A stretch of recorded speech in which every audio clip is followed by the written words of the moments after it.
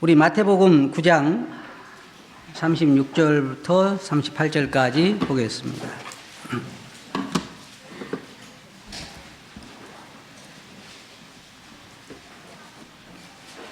마태복음 9장 36절부터 38절.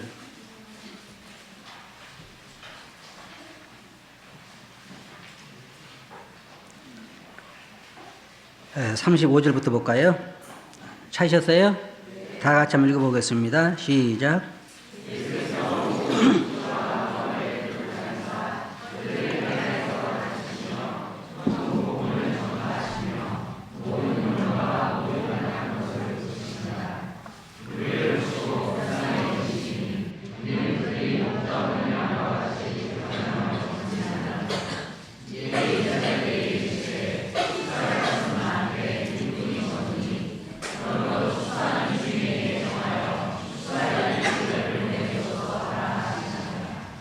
네, 감사합니다. 오늘은 추수할 일꾼이라고 하는 주제를 가지고 말씀을 드리겠습니다. 우리가 9장을 보면 앞에 9장 그 앞부분에서 주님께서 중풍병자를 고치시는 것이 기록되고 있습니다.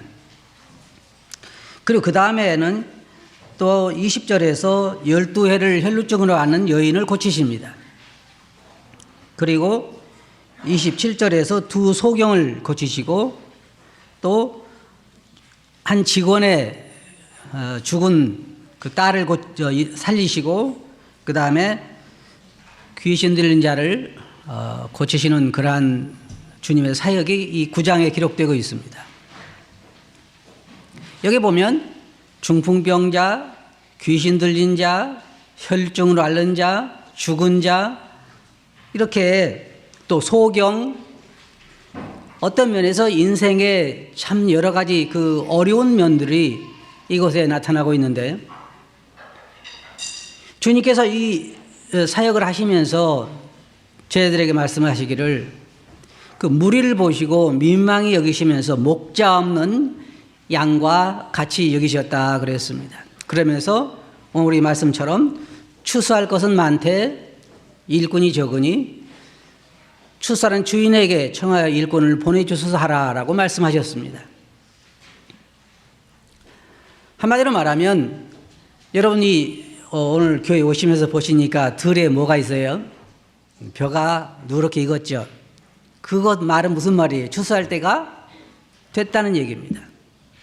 지금은 저는 이제 이 말씀을 준비하면서 생각해 봤어요. 아, 우리도 영적으로 콤바인 있으면 얼마나 좋을까? 그러잖아요. 콤바인.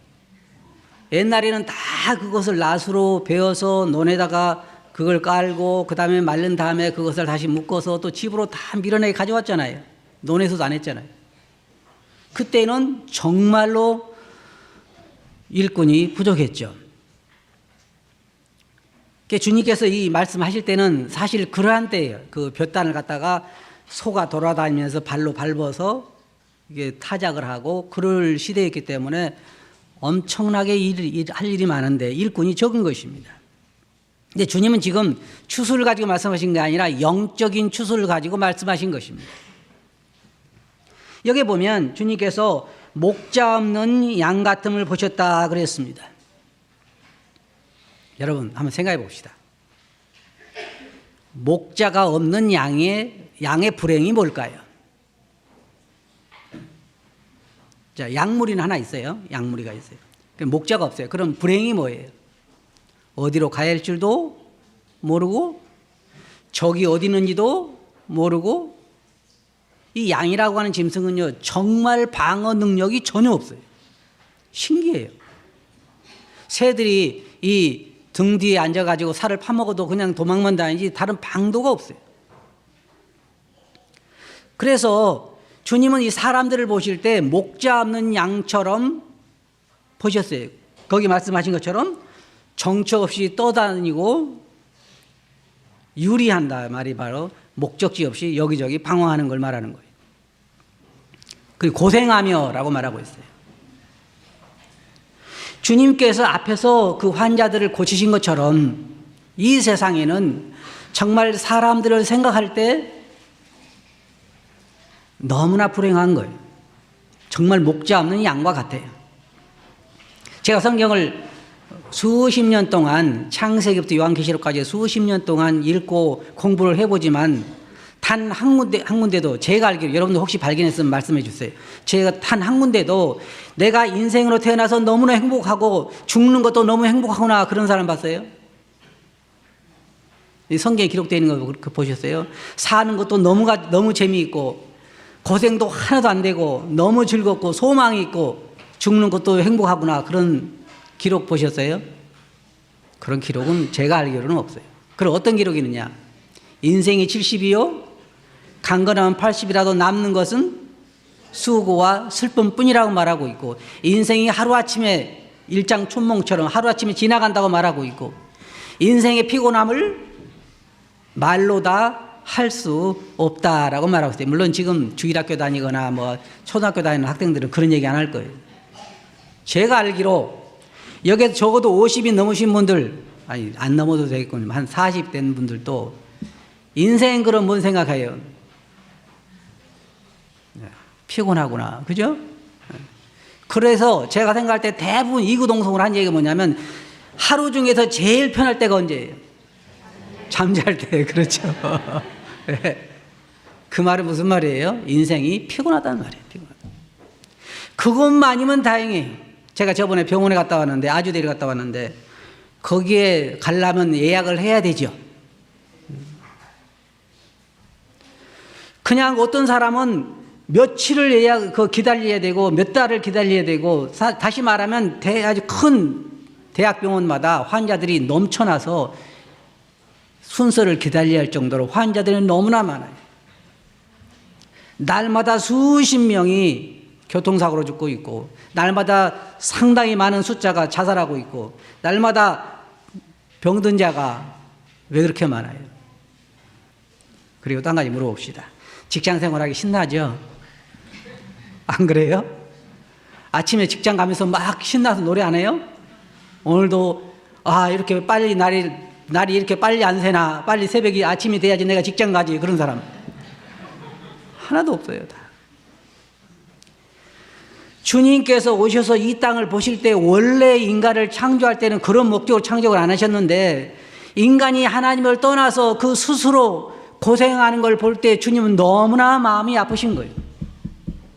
여기에 민망히 여겼다 그 말은요, 참 안타깝게 애처롭게 그렇게 여기셨다는 거예요. 원래는 그런 의도가 아니잖아요. 하나님께서 우리를 창조하실 때 원래는 그런 의도가 아니에요. 그런데 인간이 스스로 하나님을 떠나서 주께서 말씀하신 것처럼 우리는 스스로 어디로 가야 할지도 몰라요. 성경에 말한 것처럼요, 마치 새가 그 덫에 언제 걸릴 줄 모르고 사는 것처럼 인간도 어느 날 살다가 그냥 덫에 다쳐서 죽잖아요. 다 꿈들은 좋아. 여러분 앉아 계셔가지고, 내가 지금 아들이 몇 살이니까 몇 살까지 키우고, 내가 지금 연금을 들었으니까 내가 은퇴해가지고 언제부터는 여행 다니면서 살아야지. 꿈 깨셔야 돼. 그대로 안 돼. 많은 사람들이 제가 기대한 대로 안 돼요. 그게 뭐냐? 인생이 사람으로 태어났다는 것 자체가 불행한 거예요. 왜? 하나님을 떠나서는 인간의 참 소망이 없기 때문에 그래요. 근데 문제는 주님께서 말씀하신 것처럼 정말 추수할 일꾼이 없는 거예요. 이 영혼들을 위해서 추수할 일꾼이 하나도 없어요. 세상을 보지만 다 속이려고 그러고 다 이용하려고 그러고, 나를 위해서 다른 사람을 이용하려는 사람들은 많아도 다른 사람을 위해서 내가 희생하겠다는 사람은 거의 없어요. 말은 그렇게 보이죠. 세상에서 나에게 접근한 사람들은 다 나를 위하는 것처럼 접근해요. 저에게 저희 메시지 오고 전화 온 사람을 보면 다 저를 위해서 접근해요. 내 통장에 돈이 지금 나가게 생겼으니까 통장번호를 가르쳐달라. 누구를 위해서 그러는 거예요? 저를 위해서 그러는 것 같아요. 또 검찰청에서 전화 와가지고 내 통장에 그게 누가 뭐 했으니까 나보고 그걸 어떻게 해라. 참 어리석어요. 사람들 돈 찾아다 냉장고 넣으라면 갖다 놓잖아요. 그리고 잠시 집을 비우라 그러고. 얼마나 어리석어요. 에? 그래도 거기 속잖아요. 인간이 그래요. 사람은 정말로 주님께서 말씀하신 것처럼 목자 없는 양과 같아요. 어디로 가야 풀이 있는지, 어디로 가야 위험이 있는지, 어디로 가야 위험이 없는지, 어디에 늑대가 숨어 있는지 전혀 알지 못하고 가다가 걸리는 거예요. 덫에 걸리는 것처럼. 그런데 주님 여기 탄식이 뭐예요? 추수할 일꾼이 적다는 거예요. 추수할 일꾼이. 목자 없는 양이라고 하는 건 참 불행한 거예요. 우리는 왜 기쁘냐면, 왜 행복하냐면 우리는 진정한 목자를 만난 거예요. 너희 영혼의 목자에게 돌아왔느니라 그랬잖아요. 우리는 진정한 목자를 만난 거예요. 인생의 목자를 만난 거죠. 우리는 방황하지 않아요. 이 성경에 주께서 우리들에게 말씀하신 대로 우리들에게 참다운 곳을, 참다운 길을 가르쳐 주셨기 때문에 우리는 방황하지 않아요. 그러나 목자 없는 양들은 정말로 불행하고 유리하다가 세상을 떠나가게 되죠. 주님께서 여기 말씀하신 것은 추수할 것은 많다 그랬습니다. 그럼 왜 일꾼이 적을까요? 두 가지 이유가 있어요. 하나는 너무나 추수할 게 많은 거예요. 일꾼에 비해서. 지금 온 세상 사람들이 다 예수 그리스도를 진정으로 믿지 않은 사람들은 다 잃어버린 양들인데 그 영혼들을 접근하기에는 너무나 많은 사람들이 자기 일에 관심이 있기 때문에 없는 거예요. 지금 갈수록 더 사람들은 고통 가운데 방황하고 있고 갈수록 더 그들을 구원할, 그들에게 관심이 있는 사람들은 적어져 가요. 그리스도인들도 점점 더 영혼들에 대한 관심이 사라져요. 첫째는 할 일이 너무 많은 것. 그런데 거기에 나선 사람이 적다는 것. 두 번째로는 우리가 생각할 수 있는 건 뭐냐면 그리스도인들이 그런 일을 해야 되는데 그리스도인들이 자신들에 대해서만 관심이 있어요. 아마 여러분들이 이렇게 이야기할 거예요. 제가 아침에 교회를 오는데요. 어떤 교통사고가 탁 나가지고 차 속에 사람이 갇혀가지고 손만 나와서 살려달라고 나 좀 살려주세요라고 하고 있는데 제가 교회 예배를 드리러 와야 때문에 그냥 왔어요. 그럼 여러분 뭐라 하겠어요? 참 잘하셨습니다. 그러겠죠? 예배가 중요하죠. 그렇게 하시겠어요? 아니잖아요. 무슨 일이 있든지 그 지금 죽어가는 영혼들을 구원해 지금 교통사고 나는 그 사람을 건져내야 하잖아요. 지금 우리 주위에 다만 우리 귀에 안 들려서 그렇지 우리가 정말 영적인 귀가 열리고 영적인 눈이 열린다고 하면 우리 주위에는 지금 죽어가는 사람들, 아우성치는 사람들, 지옥을 향해 가고 있는 사람들이 가득 차 있잖아요. 시장에 가면 누가 있어요? 가득 차 있어요. 요즘 어디를 가든지 하나님을 찾지 않고 영원히 탄식하는 사람들이 우리 주위에 가득 차 있어요. 그런데 그리스도인들이 그들을 구원해야 할 그리스도인들이 지금 자신들의 일에 몰두하고 있기 때문에 그들에 대해서 관심이 없는 거예요. 물론 그들도 우리가 전해줄 때 그들이 무관심하는 것도 이유가 있지만 어떤 면에 있어서는요. 그보다 더 큰 것은 뭐냐면 그리스도인들이 다른 영혼들에 대한 관심이 없어요. 적은 거죠. 내 주위에 있는 사람들에 대해서.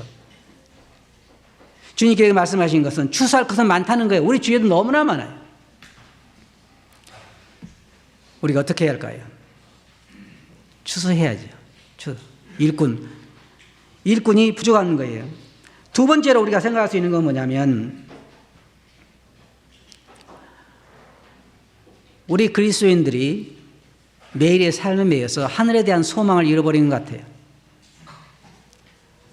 이 땅에 우리가 마음을 두고 있기 때문에 하늘에 대한 소망이 없어서 영혼들에 대한 관심도 사라지는 거고 영안이 흐려져 있는 것이죠. 그런데 주님 여기 말씀을 보면 주님은 일꾼을 찾고 계시잖아요. 추수하는 주인에게 청하여 일꾼을 보내주소서. 일꾼을 찾고 계시는 거예요. 구약성경에 보면 주님께 그런 말씀하셨어요. 내가 누구를 보낼고 그 다음에 진정한 목자에 대한 부르짖음이 구약성경에 기록되어 있습니다.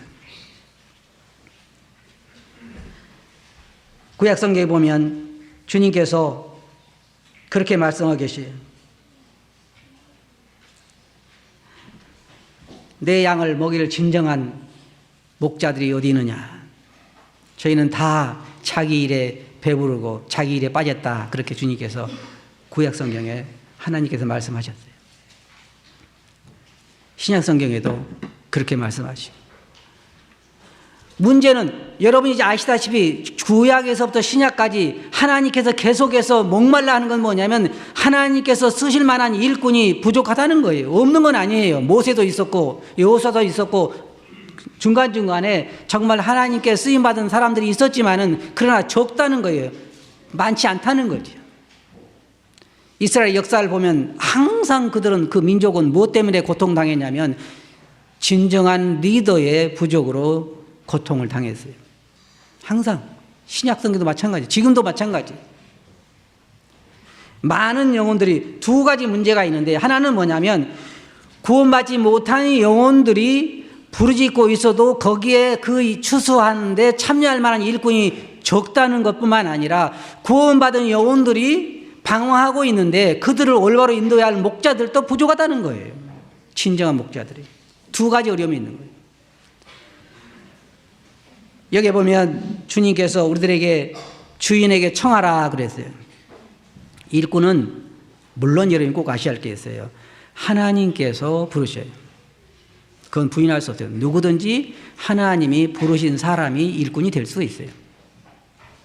그러나 그것은 하나님 편이고 이런 소명을 받은 자들은 교회에서나 사람들이 그들을 양육해야 되는 거예요. 일꾼은 하루아침에 되지 않아요.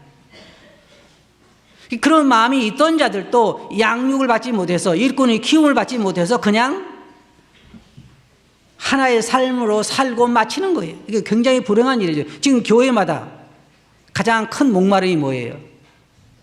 건물이 부족한 것이 문제가 아니에요. 다른 어떤 것 부족보다도 가장 중요한 뭐냐, 교회마다 어려운 점이 뭐냐면 진정한 하나님이 세운 양육받은 훈련받은 자격 있는 목자들이 부족하다는 거예요. 없는 건 아니에요. 우리가 어떤 일을 해야 할까요? 저는 제가 이제 은퇴를 앞두고서 많이 생각해 보는 게 뭐냐면 우리 교회가 나갈 길이 무엇일까? 저희 이평교회 성도님들은 참 큰 일을 하셨어요. 저희들이 오랫동안 동남아 지역에 어느 나라라고 말씀 안 드리겠습니다만 동남아 지역에 우리가 선교를 했잖아요. 그래서 지금은 거기에 학교를 세워서 3년제로 지금 되었습니다. 3년제 학교를 세워서 매년 새로운 입학생들이 들어와서 공부를 마치고 3년 마친 다음에 미얀마 각 곳으로 선교사로 파송이 돼서 물론 외국에도 파송되지만 파송돼서 새로운 교회를 개척하고 있고 영혼들을 추수하는 일에 지금 힘쓰고 있습니다. 그건 여러분들이 하신 거예요. 물론 다른 교회와 우리가 협력을 했지만 여러분 보이지 않지만 그러나 여러분은 큰 일을 하셨어요. 적어도 지금 매년 그런 새로운 일꾼들이 양육되고 있어요. 그 일을 여러분들이 하신 거예요. 감사한 일이죠. 아마 여러분들 중에 그럴 거예요. 아, 우리가 그동안 한 일이 뭐 있어? 그렇지만 우리 큰 일을 여러분들이 하신 거예요. 그 다음에 두 번째로 우리가 한 일이 뭐예요? 적어도 3명의 일꾼을 우리가 수년을 들여서 키웠잖아요. 하루아침에 크진 않아요. 다른 여러분들 중에 물론 각각 은사대로 하는 거예요. 어떤 사람들은 영혼들을 구원하는 일, 여러분 성도들의 영혼 구원하는 일 여러분 힘써야 돼요. 내 삶이, 잘 들어보세요. 이 시간 여러분 잘 생각해 보세요. 내 삶이 적어도 영혼들을 구원하는 일에 직접 관여되어 있거나 아니면 구원하는 구원하는 자들을 돕는 일에 내가 관여되어 있어야 정상적인 거예요. 그냥 내 가정 하나 먹고 살고 좀 더 큰 집을 마련하고 좀 더 자식들 공부 잘 시키고 그런 것이 전부라고 하면 세상 사람들과 다를 게 없어요. 적어도 여러분 삶이 복음을 전하거나 전하는 자를 돕거나 이런 일에 관여되어 있어야 돼요. 여러분 삶이 뭘 하든지 상관없이. 두 번째로는 일꾼들을 키우는 일에 여러분이 직접 관여하거나 아니면 그 일에 함께 관여되어 있어야 돼요. 그동안 우리는 그 일에 관여했어요. 여러분도 관여하셨어요. 어떤 분들은 아마 우리가 헌금을 힘있게 가지고 어렵게 해가지고 다 지금 유평 보면요 헌금하기가 바빠요. 그게 무슨 말이에요? 나오기가 바빠요. 다 그냥 쓰니까. 염려 마세요. 많이 줘보세요. 지금도 계속 쓰고 있으니까. 예? 너무 많다고 할 날이 없을 것 같아요. 예? 그래서 우리는 그래도 젊은 일꾼들을 양육해서 오늘날 목자들로 세우잖아요. 굉장한 일을 한 거예요. 앞으로 근데 지금 여러분들이 보셨겠지만 뒤에 털을 메워놨죠. 보셨어요? 그거 보시고 나서 반응이 여러 가지예요. 어떤 사람 할 일이 많다는 사람도 있고, 어떤 사람 무관심해. 어떤 사람 메웠나 보다. 그냥 그런 사람도 있고. 아이고, 앞으로는 돈 많이 내야 되겠고, 그런 사람도 있어. 네? 그러나 우리 이평교회가요, 꼭 하고 싶은 일이 있어요. 지금 우리가 교제하는 전국의 교회가 적어도 240-50개 되잖아요. 물론 다른 교회도 마찬가지예요. 우리 주님 안에서는 교파가 없어요. 있어요? 베드로파 있어요? 바울파? 없어요. 주님 안에 주님을 구세주로 영접한 모든 자들은 그리스도 안에서 형제요 자매요. 다 교회죠. 근데 문제는 가라지가 많은 교회도 있고 가라지가 적은 교회가 있어요. 그래서 전국적으로 볼 때 지금 교회가 가장 큰 문제가 뭐냐면 정말 준비되어 있는 목자들이 적다는 거예요. 전도하기 위해서 일어난 사람들은 덜어 있어요. 제가 이제 청년들 이게 집회도 해보고 그럴 때 보면은 선교사로 가겠다는 사람은 덜어 희망자들이 있는데 목회를 하겠다는 사람은 거의 없어요. 거의 없어요. 그러니까 우리가 여러분들이 지금까지 해오신 것처럼 우리 교회의 목표는 앞으로 갈 수 있으면 좋은 학교를 세워서 거기에서 젊은 일꾼들, 하나님께서 부르신 그런 젊은 일꾼들을 충분히 교육을 시켜서 교회가 필요로 하는 그러한 일꾼들을 우리가 보낼 수 있다면 더 큰 일이 없겠다 생각하는 거예요. 제가 왜 다른 교회에 가서 말씀드리냐면 그 교회에 일꾼이 필요해요. 그런 데가 태반이에요. 저희들이 세 사람을 훈련시켰잖아요. 보내달라는 데는 너무나 많아요. 다 보냈으면 우리 없을 거예요. 지금도 그래요. 지금도.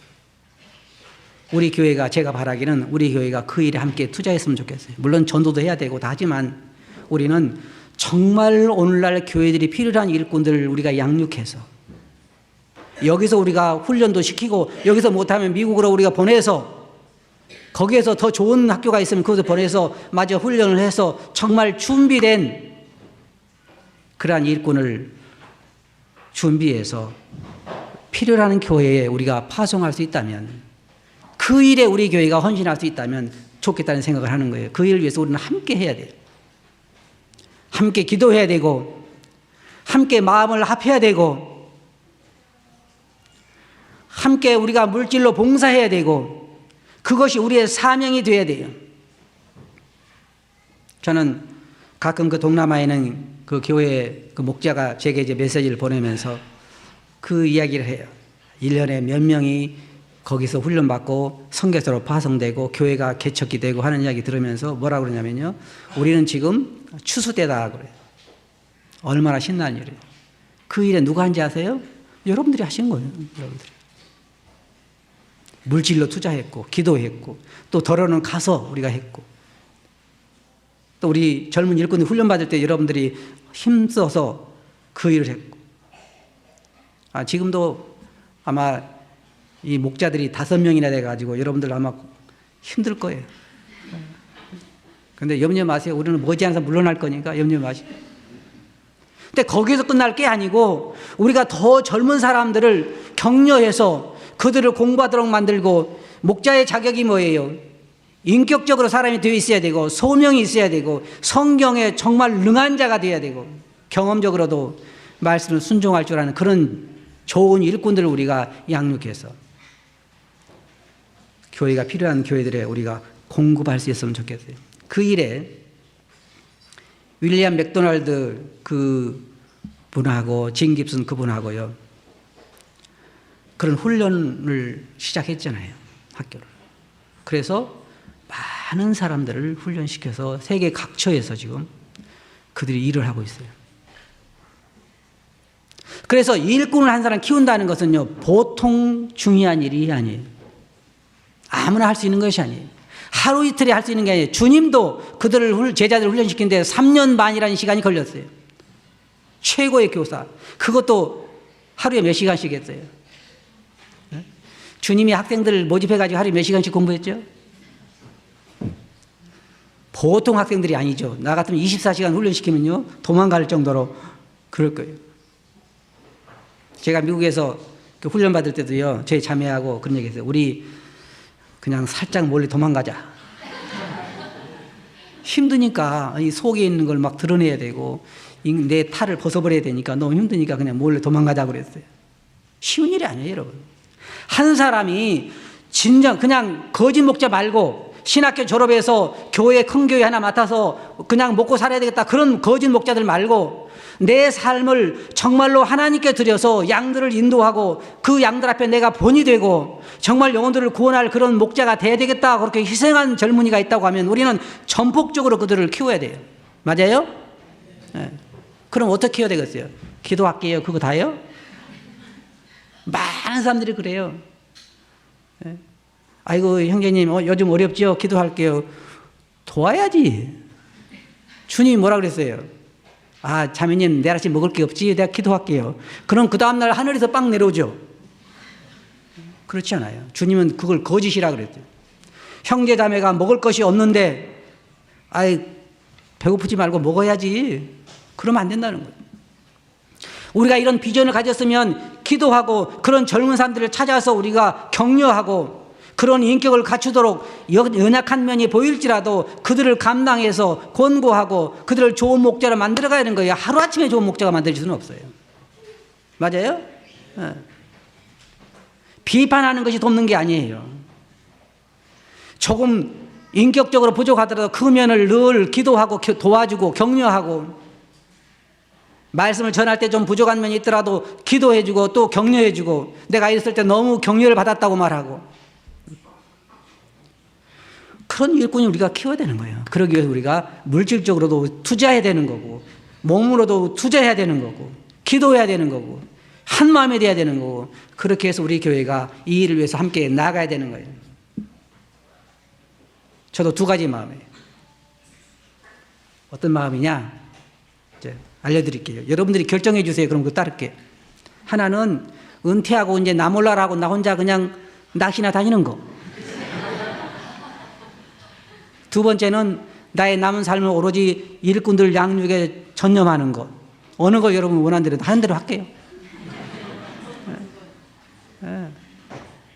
여러분 절대로 여러분 삶이 헛되지 않게 하세요. 이런 일에 투자하는 게 헛되지 않은 거예요. 영혼들을 구원하는 일에 직접적으로 참여하고 간접적으로 참여하고 일꾼들을 키우는 일에 직접적으로 참여하고 간접적으로 참여하고 그래서 내 삶이 의미 있게 하는 거예요. 주님과 연관되지 않은 삶은 전혀 의미가 없어요. 맞아요? 여러분 나름대로 여러분은 얼마나 행복한 삶을 살았다고 말할지 모르지만 주님과 하늘나라와 연관되어 있지 않은 삶은 무익한 거예요. 잠시 인간의 육체의 소욕을 만족시키다 끝나는 삶이에요. 열매가 없는 삶이죠. 여러분 우리 교회가 그런 방향을 향해 나갈 때 함께 참여하고 기도하고 투자하고 그렇게 했으면 좋겠어요. 그렇게 하시겠어요? 기도합시다. 거룩하신 아버지 하나님 어떻게 하여 저희들을 사랑하시며 저희들을 이렇게 구원하셨나이까. 주님 저희들의 남은 삶이 헛되지 않게 해주시옵소서. 추수할 것은 많지만 추수에 관심 있는 사람은 적고 추수할 일꾼은 적습니다. 저희 가운데 일꾼들을 많이 보내주시고 일으켜 주시옵소서. 또 저희들이 교회 목표로 기도하는 대로 앞으로 그런 일에 저희 모두가 다 성도님들이 한 마음과 한 뜻이 돼서 마음을 투자하고 몸을 투자하고 물질을 투자할 수 있게 해주시고 하늘나라와 그 영광을 위하여 저희들이 살게 해주시옵소서. 들은 말씀을 주께 의지하옵고 예수님 이름으로 아버지께 감사하며 기도하옵나이다.